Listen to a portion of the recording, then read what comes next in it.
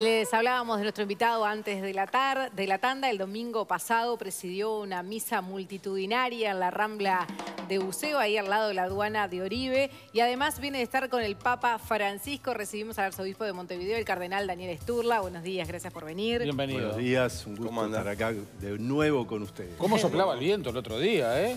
Pero soplaba, pero después, cuando empezó la misa, se calmó. Tranquilo. Amainó la tempestad. Bien, esperaban tanta gente, cerca de 30.000 personas. Sí, los números por ahí pueden variar, pero sí, fue muchísima gente. Esperábamos que iba a ser una manifestación fuerte, pero la verdad nos superó las expectativas. Se veía de arriba, ahí era una tribuna grande, yo te diría más que una olímpica llena de gente. Más allá de si son 20, 30, 35. Sí, yo creo que entre 20 y 30 ahí debe estar el número. Gracias a Dios hoy con todos los medios que tenemos, después, bueno, trataremos de llegar a un número más acertado, tanto para saberlo, pero aparte había una alegría, fue un encuentro hermosísimo. Y esto es como lo de la balconera, ¿quiere decir que también la comunicación o el marketing de la iglesia está mejorando o se está ayornando estos tiempos? No, ¿hasta dónde tiene que ver esta convocatoria con los cambios que ha habido en los últimos meses, lo de fin de año pasado? Como que la iglesia está queriendo, ¿no?, marcar un protagonismo mayor. Sí, yo creo que la iglesia lo que está haciendo es lo que tiene que hacer siempre, es decir, ser iglesia en salida. Lo que pasa es que el Papa Francisco nos lo ha puesto esto con mucha fuerza en el corazón y en la mente. Bueno, y nosotros tratamos de secundar eso que significa. Si la iglesia está para anunciar el evangelio es buena noticia, bueno, para anunciar hay que saber comunicar. Ustedes son especialistas en eso. Y nosotros justamente queremos llegar a comunicar mejor, más fuertemente el mensaje del Evangelio. Bien, salgan a evangelizar con termo y mate, fue lo que pidió el Papa Francisco. Sí, fue un mensaje hermosísimo, aparte que demuestra ese cariño que el Papa siente hacia los uruguayos y la iglesia uruguaya, que es muy real, y que me lo han dicho por varios lados. Siempre, cuando voy al Vaticano, siempre hay alguien que me dice: ¿cómo los quiere el Papa a los uruguayos? Bueno, eso me llena de alegría. Los quieren los argentinos en general, ¿no? Desde el punto de vista simbólico, el hacer allí, en ese lugar, la ceremonia, con la imagen de la Virgen, además con toda la polémica, ¿fue pensado? ¿Hubo una estrategia allí también? No, nosotros el congreso mariano, Encuentro con María, lo tenemos pensado hace un año. Y el lugar lo habíamos elegido hace un año antes de saber cuál iba a ser la resolución de la Junta. O sea, no fue como respuesta A. E incluso nos cuidamos muy bien que en ningún momento se hizo referencia al tema de la prohibición de la imagen. Pero el valor simbólico está allí. El valor simbólico está, pero no fue buscado como una cosa de contra, porque justamente lo que queremos es ir al encuentro, no seguir con una polémica que por ahora está saldada y que, bueno, sí, cada cosa otra de las cosas que tuvo en la misa, ¿no?, la actividad, fue el video que le grabó al Papa, justamente, que, bueno, el cuento de cómo lo hizo es brillante, porque hasta lo tuviste que grabar medio que de apuro, sin saber cómo se grababa muy bien, ¿no? Unos días antes de ir a Roma le pedí a alguien: che, ¿cómo es que se graba con el celular? Por las dudas. Porque yo le había pedido al Papa, vía su secretaría personal, la posibilidad de que nos hiciera un mensaje. Pues yo no pensaba entrevistarme con el Papa. Después se dieron las cosas de tal forma que yo al final dije: voy a pedir una entrevista breve con el Papa. Bueno, sabía cómo filmar, pero claro, nadie me explicó además que no había que filmar en vertical, sino en horizontal. Eso hizo que en la grabación del Papa aparece de un lado lo de la Virgen y del otro él, pues está filmado en vertical. Y bueno, cuando llegué ahí, estuvimos una conversación con el Papa cordialísima. Y en un momento yo le dije: Santo Padre, yo le pedí un mensaje porque tenemos el Congreso Mariano. Me dijo: sí, yo lo mandé a Secretaría de Estado. Y le dije: pa, ¿y no se podrá antes saber si está? Porque es la semana que viene, claro. Claro, y él me dijo: es a fin de mes. Yo dije: no, es la semana que viene. Y yo ahí ya lo tenía medio pensado. Le dije: Santo Padre, ¿y si lo filmo ahora yo con este celular? Solo se puede hacer eso con un Papa rioplatense. Claro. Y él me dijo: bueno, y argentino. Y argentino. Y todavía él me dijo: bueno, espérame que me voy a ensillar un poco, porque estaba sin el solideo y sin la faja. Claro, se acomodaba más entre casa. Bueno, se preparó, agarró el librillo que yo le había llevado de la consagración, leyó, hizo ahí unos subrayados y enseguida se dispuso. Yo le dije, ahí no, que no hay luz, allí está, ahí. Faltó la selfie. Tiemblen, muchachos, tiemblen, ¿eh? Faltó la selfie del cardenal con el Papa y estaba... Bueno, casi, casi, pero dije, frenate acá, ya es mucho. Igual, Daniel, cada vez que vas, me imagino que también te acalambran, o no sé si se plantea en cada charla el tema de... ¿Una visita puede salir, Papa, algo o no? Yo, por supuesto, sí, me lo han preguntado y yo, por supuesto, se lo pregunté también.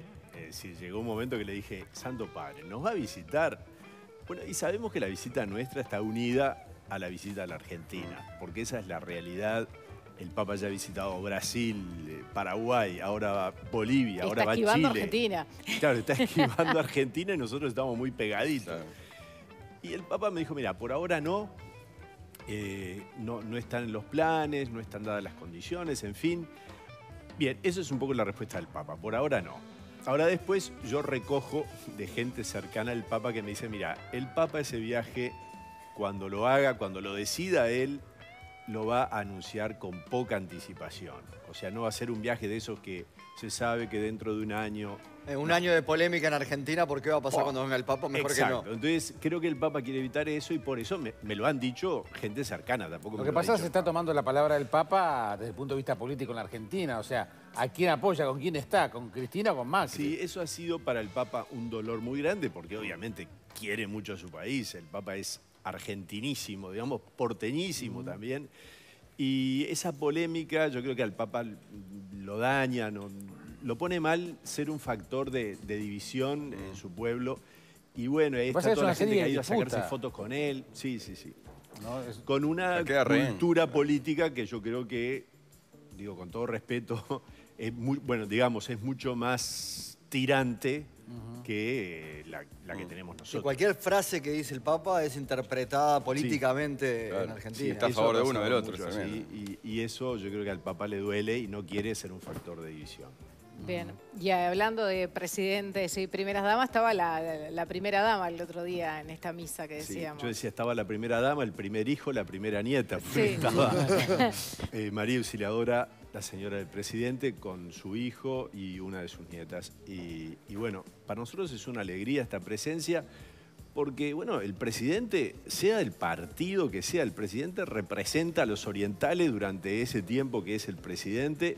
Y entonces creo que esté la esposa del presidente, bueno, es un signo también de presencia, digamos, del Uruguay representado por ella. ¿Hay vínculo entre la iglesia y el gobierno? O sea, ¿hay algún canal de diálogo o son cosas que nunca se cruzan? No, a ver, en este país medio especial en ese sentido, los vínculos se dan a nivel personal, es decir, que uno, yo qué sé, no sé, yo tengo contactos a veces con el ministro del Interior que ha ido a hablar conmigo, la ministra de Salud del otro gobierno ha ido a hablar conmigo, el secretario de la Presidencia, yo he ido... Es decir, son vínculos de tipo personales que obviamente... ¿Institucionalmente hay alguna instancia? No existe, ¿no? O sea, en la mayoría de los países del mundo, aún muy laicos, hay un contacto más, digamos, formal. Claro. Entre nosotros no se da en ese tren formal, pero sí a nivel personal se da. Aparte de lo que yo digo siempre, en Uruguay somos pocos y nos conocemos. Es decir, que basta una llamada telefónica y ahí estamos, o al revés también. En Uruguay somos pocos y nos conocemos, pero el otro día hablabas también de que estamos divididos, fracturados y necesitamos a Cristo. ¿Qué quiere decir eso? Bueno, yo creo yo creo que hay dos dramas en el Uruguay que son muy hondos, muy profundos. Uno es la falta de sentido de la vida que muchos compatriotas nuestros tienen y que creo que eso hace un daño enorme. Y otro es la fragmentación social donde nos vamos metiendo, digamos, y que representa que hay uruguayos que hoy por hoy están quedando al margen en lo educativo, en lo social, en su integración. Pensemos en toda la gente que está privada de libertad, como decimos ahora, en el Uruguay. Es un porcentaje altísimo. Pensemos en los chicos que están en el INISA, ¿verdad? Es decir, los menores infractores. Es un grupo menor, pero es un grupo tras el cual hay dramas humanos muy hondos. Entonces, el Uruguay está llamado a tratar de recomponer esa fractura social, esa fragmentación social.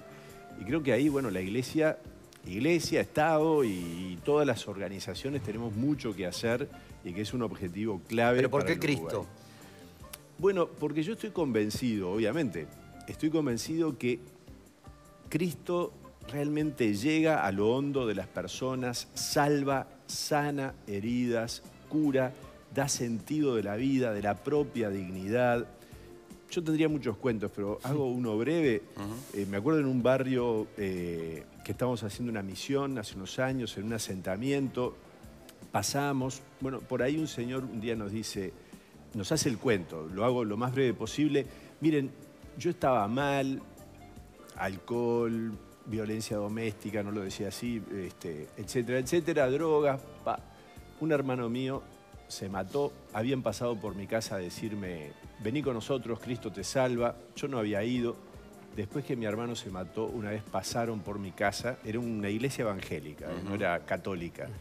Y le dijeron, Cristo te salva, vení con nosotros, y yo fui. Y realmente encontré la fuerza para cambiar mi casa, dejar el alcohol, etc. Bueno, esa es una realidad viva. Hoy en muchos barrios de Montevideo, donde está la violencia, donde hay una situación de ruptura, cuando se forma, como estamos fundando ahora, capillas de la palabra, casas de la palabra que se llama, que en este momento hay en 2 asentamientos, pero queremos fundar en más lugares de Montevideo, el barrio cambia. En un barrio concreto de Montevideo, Milagro de los Andes, la gente nos decía, esta Navidad, después de un trabajo, esta Navidad fue distinta. En esta Navidad jugamos al voleibol toda la noche del 24, no hubo tiros. Es decir, lo que realmente cambia lo más profundo de las personas es esa dimensión espiritual que llena la vida. Bueno, eso es lo que yo quiero decir cuando digo Uruguay necesita de Cristo. Y ahí hay un aporte muy importante, por ejemplo, de la pastoral, ¿no? La Vicaría de la Solidaridad en las cárceles, que a veces es un trabajo que no tiene mucha visibilidad. Sí, ¿no? Es un trabajo muy lindo. Y en una sociedad que muy violenta también a veces, por Exacto, momentos. ahí toda la pastoral penitenciaria está trabajando mucho. También hay iglesias evangélicas que trabajan y muy bien, porque en ese marco, digamos, hay una variedad muy grande, pero hay iglesias que trabajan muy bien, que además de la católica. Nosotros ahora comenzamos también la pastoral con los menores infractores, porque ellos también tienen el derecho, y así lo ha entendido la gente que dirige el INISA. Creo que es algo muy bueno, donde hay un aporte justamente de llenar de sentido la vida, ¿no? Bueno, este año me llamaron en un momento que hubo un drama en un hogar, en un hogar de infractores, y yo fui y tuve un momento de encuentro con el personal y con los chicos. Bueno, y ahí uno percibe que cuando no está la dimensión religiosa, digamos, fuerte, no es que esos chicos y tras esos chicos las familias no vivan a su modo una dimensión religiosa. Pero lo que viven muchas veces es una dimensión religiosa alienante, donde entra el demonio, la gallina no sé qué, es decir, una cantidad de expresiones que son tremendamente dañinas para el corazón de las personas. Entonces, eso lleva muchas veces a la desesperación, a la falta de sentido, al no tener criterios morales básicos, los 10 mandamientos. Por ahí pasa un poco entonces lo de evangelizar con termo y mate, digamos, acercarnos en el aspecto humano a todos. Sí, totalmente, ¿no? Yo creo que ahí hay muchos curas y muchos laicos que hacen una tarea impresionante. Fíjense que hoy por hoy en Montevideo hay 16 grupos de jóvenes que de noche salen, preparan una olla de comida y van al encuentro de la gente, no solo con el plato de comida, sino también con una oración, la palabra de Dios, el mirarse a los ojos, el de algún modo hacer lo que dice el Papa, tocar la carne de Cristo en la gente que sufre. Y eso, bueno, se está haciendo hoy en Montevideo, muchísimos grupos. No hay que confundir el agua caliente con el agua bendita, por las dudas. Sí, antes de que entraras al aire estaba Michelle Suárez, ¿no? Que con esta noticia de que hoy va a haber una senadora trans en Uruguay. No sé si la iglesia tiene una postura, pero a vos como cardenal, ¿qué te representa esto? ¿Cómo lo tomás como hecho noticioso? Yo lo que creo es que la dignidad de toda persona humana creada a imagen y semejanza de Dios está por encima de toda otra cosa. Después vendrán las cuestiones ya más complejas desde el punto de vista moral, que eso no importa. Lo que importa hoy, si esta persona siente la dignidad de ella y la dignidad de los que tienen su situación, digamos, reconocida, bueno, bendito sea Dios. ¿No hay una postura más crítica con respecto a esto? En función por lo que había surgido con el tema de la guía, los valores que se transmiten. A ver, eso es otra cosa, pero yo creo que siempre hay que distinguir las personas, después lo que pensamos las personas. La persona en sí merece toda nuestra dignidad, toda persona humana, y eso es clave en el Evangelio. Jesús se acercó a todas las personas, ricos y pobres, los que estaban en una situación moral desacomodada y los que eran los más religiosos de la época. Jesús estuvo con todos. La Iglesia defiende la dignidad de toda persona humana. Otra cosa es decir, bueno, ¿qué pensamos moralmente de? Bueno, eso es otra realidad distinta. Sturla, muchísimas gracias por acompañarnos. Gracias a ustedes. Un placer, Daniel. Tenemos que actualizar a esta hora.